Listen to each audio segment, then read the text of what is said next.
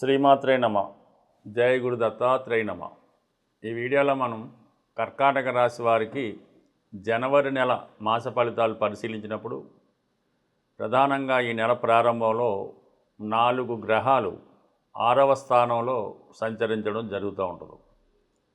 సాధారణంగా గోచార ఫలితాలు పరిశీలిస్తున్నప్పుడు ఏదైనా ఒక గ్రహం 6, 8, 12 స్థానాల్లోకి వచ్చినప్పుడు కంప్లీట్గా దాని యొక్క దుష్ఫలితాలు జాతకుడు అనుభవించవలసి ఉంటుంది.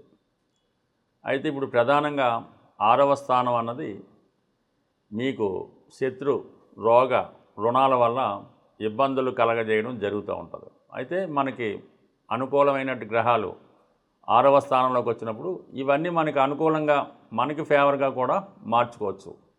ఏదైనా ఒక భావం నుంచి చెడు ఫలితాలు, మంచి ఫలితాలు వస్తూ ఉంటాయి.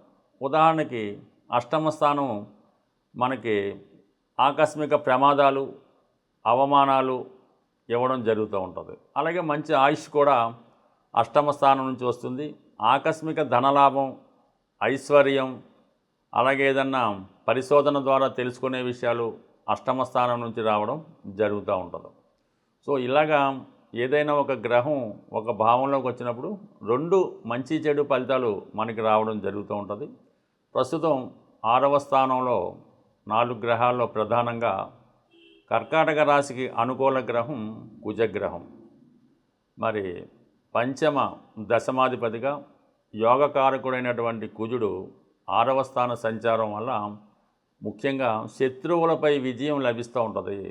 అంటే శత్రువులు అంటే అంతర్గతంగా మీకున్న బలహీనతల నుంచి మీరు బయటపడతారు.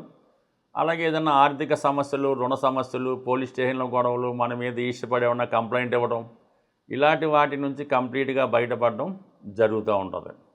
అలాగే స్థిరాస్తి సంబంధించిన విషయాల్లో అన్నదమ్ములతో ఉన్న విభేదాలు కంప్లీట్గా మీకు ఫేవర్గా రావడం జరుగుతూ ఉంటుంది. ఇంతకాలంగా మీతో శత్రువులుగా ఉన్నవాళ్ళు మీతో మిత్రులుగా మారే అవకాశం ఉంది. ఈ సమయంలో మీరు ఏదైనా ఒక క్రీడాకారుడై పోటీలో పాల్గొన్నా, ఒక ఎలక్షన్లో పాల్గొన్నా, కొత్తగా ఉద్యోగ ప్రయత్నం చేస్తున్నా 100కి 100 రూపాయలు మీరు అందులో విజయం అన్నది తప్పకుండా సాధిస్తారు.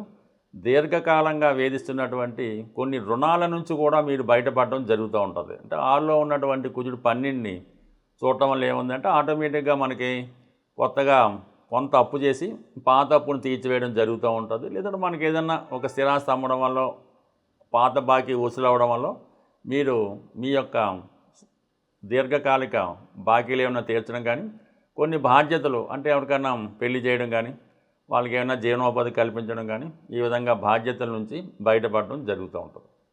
ఇక రవి మీకు ధనాధిపతిగా 6వ స్థానంలో ఉండడం వల్ల మరి ప్రభుత్వానికి కారకుడు రవి కాబట్టి మరి తండ్రి గారి యొక్క ఆరోగ్యం విషయంలో కొంత ఇంప్రూవ్మెంట్ కనబడుతూ ఉంటుంది. వారి నుంచి మీకు సంపూర్ణ సహకారం లభిస్తూ ఉంటుంది. ధనం కొరకు, కుటుంబం కొరకు మీరు చేసే ప్రయత్నాలు చాలా వరకు ఫలిస్తాయి.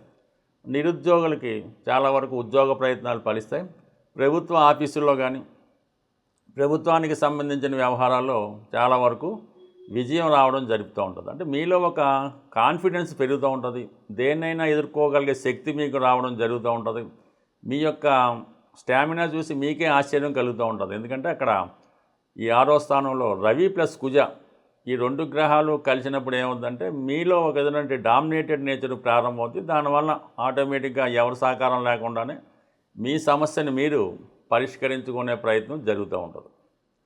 ఇక శుక్రుడు రవితో కలిసి ప్రయాణం చేస్తూ అతి దగ్గరగా ప్రయాణించి కంబస్ట్ అవ్వడం వల్ల ఆర్థిక పరంగా చాలా ఇబ్బందుల్ని ఎదుర్కోవడం జరుగుతూ ఉంటుంది. వృత్తిలో అధికమైన ఒత్తిడి ఎదురవుతూ ఉంటుంది.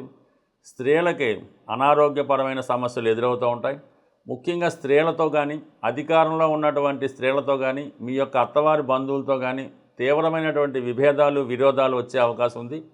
అలాగే మీకు స్త్రీలతో విరోధం రావడం, అలాగే మీ కుటుంబంలో స్త్రీలకి అనారోగ్యపరంగా ఇబ్బందులు రావడం జరుగుతూ ఉంటుంది. అయితే మీరు వ్యక్తిగతంగా స్త్రీ అయినా, మీ కుటుంబంలో మీ కుమార్తెకి కానీ, మీ యొక్క స్త్రీ బంధువులకి ఉద్యోగ ప్రయత్నాలు లాంటివి ఫలించే అవకాశం ఉన్నది. అంటే 2 సైమల్టేనియస్గా అటు ఆరోగ్యం కానీ, అటు వృత్తి కానీ ఏర్పడే అవకాశం కనబడుతూ ఉంటుంది. బుధుడు 6వ స్థానంలో ఉన్నప్పుడు మిగతా గ్రహాలతో కలవడం వల్ల సేమ్ వాళ్ళు ఫలితం ఇస్తారు తప్ప వ్యక్తిగతంగా పెద్దగా ఫలితం ఇచ్చే అవకాశం లేదు.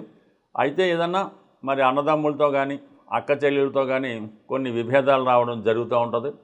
అలాగే ఎప్పుడో జరిగిపోయినటువంటి విషయాల్లో ఏ చెక్ రిటర్న్ లాంటిదో ఏదైనా ప్రామిసరీ లాంటిదో ఏదైనా ఫేక్ది మీ మీద కేసు వేయటమో మిమ్మల్ని బెదిరించడం లాంటివి జరుగుతుంటాయి. కాబట్టి కామన్గా కొన్ని ఇలాంటివి ఫేక్ డాక్యుమెంట్ల వల్ల ఇబ్బందులు కలుగుతూ ఉంటాయి అన్నమాట. సో ఇవన్నీ పక్కన పెడితే ప్రధానంగా మీకు వ్యయ స్థానంలో ఉన్నటువంటి గురువు ఏదన్నా మంచి కార్యక్రమాలు చేయడం వల్ల దైవబలం పెరగడం వల్ల ప్రతి సమస్య సాల్వ్ చేసుకోవచ్చు. అయితే ఈ నెల 15 నుంచి 6వ స్థానంలో ఉన్న ప్రతి గ్రహం 7వ స్థానంలోకి మారడం జరుగుతూ ఉంటుంది. రవి మారడం వల్ల జీవిత భాగస్వామి యొక్క హోదా పెరుగుతుంది. కుజుడు మారడం వల్ల ఉద్యోగంలో అభివృద్ధి మార్పులు వస్తూ ఉంటాయి. శుక్రుడు 7ంలోకి రావడం వల్ల జీవిత భాగస్వామితో సఖ్యత పెరుగుతుంది. కొత్త పరిచయాలు రావడం జరుగుతుంది. స్త్రీలతో ఉన్న విభేదాలు సమసిపోతాయి. గతంలో శత్రువులుగా ఉన్న వాళ్ళే మిత్రులుగా మారడం జరుగుతూ ఉంటుంది.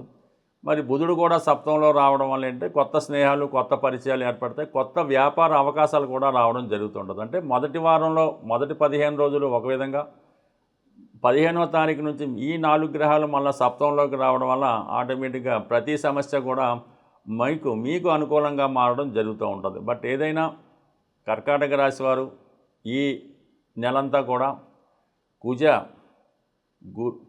గురు శుక్ర అంటే మొత్తం ఈ 4 గ్రహాలకి పరిహారం చేసుకోవడం మంచిది. పర్టికులర్గా కుజుడికి పరిహారం చేసుకుంటే మిగతా సమస్యలన్నీ కూడా దానికి అవే పరిహారం అవడం జరుగుతుంది. జనవరి నెలలో ప్రధానంగా ఏంటంటే మనకి కొన్ని ముఖ్యమైనటువంటి ఇంపార్టెంట్ డేస్ రావడం జరుగుతూ ఉంటుంది.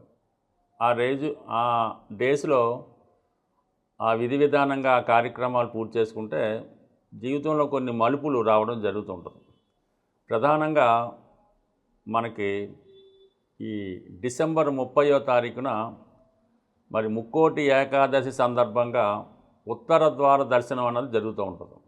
అంటే ఇది మామూలు విషయం అయితే కాదు. సాక్షాత్తు వైకుంఠంలో ఉన్నటువంటి మహావిష్ణువుని సందర్శించినంత పుణ్యఫలం దక్కుతూ ఉంటుంది. ఎవరైతే తీవ్రమైనటువంటి ఆర్థిక సమస్యలతో బాధపడుతుంటారో వాళ్ళు ఈ డిసెంబర్ 30వ తారీఖున ఈ ముక్కోటి ఏకాదశి నాడు మరి ఉత్తర ద్వారం గుండా ఆ విష్ణుమూర్తి వెంకటేశ్వర స్వామిని దర్శించడం వల్ల మీకున్నటువంటి సమస్త ఈతి బాధలు ఆర్థిక సమస్యలు పరిష్కారం అవుతాయి. వీలైతే ఆ రోజు చాలా పవిత్రంగా ఉంటూ విష్ణు సహస్రనామాన్ని కానీ గోవిందనామాలను కానీ వినటం ద్వారా మీ జీవితాన్ని ధన్యం చేసుకోవచ్చు. అలాగే జనవరి 31 అంటే ఇది డిసెంబర్ 30, జనవరి 31న శని త్రయోదశి రాబోతుంది. ఆ రోజు విధి విధానంగా శని భగవానుడికి తైలాభిషేకం జరిపించుకోవడం, ఎక్కువగా శివాలయంలో ఉన్నటువంటి శని భగవానుడికి తైలాభిషేకం చేసుకుంటే ఎక్కువ ఫలితం మీరు పొందుతారు. అదే రోజు అదే దేవాలయంలో ఉన్నటువంటి శివుడికి కూడా మరి అభిషేకం చేయించుకోవడం వల్ల కంప్లీట్గా ఆ శుభ ఫలితాలు మీరు పొందడం జరుగుతూ ఉంటుంది. మరీ ముఖ్యంగా జనవరి 25వ తారీఖున రథసప్తమి రాబోతుంది. ఆ రోజు మీకు ఉన్న ఆచారం ప్రకారం మీ గ్రామ ఆచార ప్రకారం సూర్యదేవుణ్ణి మరి పాయసం తయారు చేసి నైవేద్యంగా పెట్టి పూజించడం వల్ల అనారోగ్య సమస్యలతో ఎవరైతే ఇబ్బంది పడుతున్నారో వాళ్ళు ఈ అనారోగ్య సమస్యల నుంచి బయటపడి సంపూర్ణ ఆరోగ్యవంతులు అవ్వడం జరుగుతూ ఉంటుంది. అలాగే ఇంకొక పూర్వకాలం ఆచరిస్తున్నటువంటి గొప్ప రెమెడీ ఏంటంటే ఈ సంక్రాంతి అయిపోయిన తర్వాత జనవరి 17వ తారీఖున ముక్కనుమ అని వస్తూ ఉంటుంది.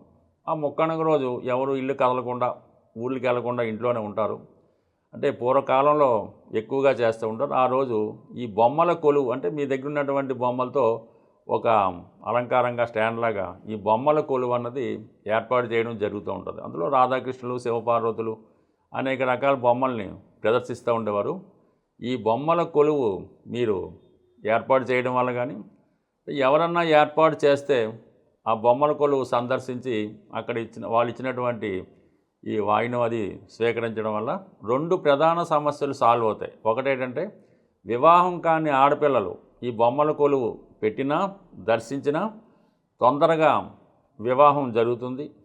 అలాగే ఎవరైతే సంతానం లేక ఇబ్బంది పడుతున్నారో వాళ్ళకి సంతాన భాగ్యం కూడా కలిగే అవకాశం ఉంటుంది. కాబట్టి వీలైతే మీ గ్రామంలో మీ పట్టణంలో ఒక్కసారి ఈ బొమ్మల కొలువుని సందర్శించి వాళ్ళు ఇచ్చినటువంటి ఆతిథ్యాన్ని కూడా స్వీకరించడం వల్ల కొన్ని అంటే ఇవి పురాతనంగా వస్తున్నటువంటి ఆచారాలు కాలగమనంలో కలిసిపోవడం జరుగుతూ ఉంటుంది. కాబట్టి ఈ చిన్న చిన్న పరిహారాలు పాటిస్తూ ప్రధానంగా ఈ జనవరి 15 నుంచే ఉత్తరాయణ పుణ్యకాలం స్టార్ట్ అవుతుంది. కాబట్టి ఈ సమయంలో మీరు ఏదైనా ఒక దీక్ష తీసుకొని ఒక సంకల్పం చేసుకొని ఒక భగవంతుణ్ణి ఎక్కువగా ఆరాధించడం వల్ల నమ్మడం వల్ల ఆ ఫలితం కూడా మీకు ఎక్కువగా వచ్చే అవకాశం ఉంది.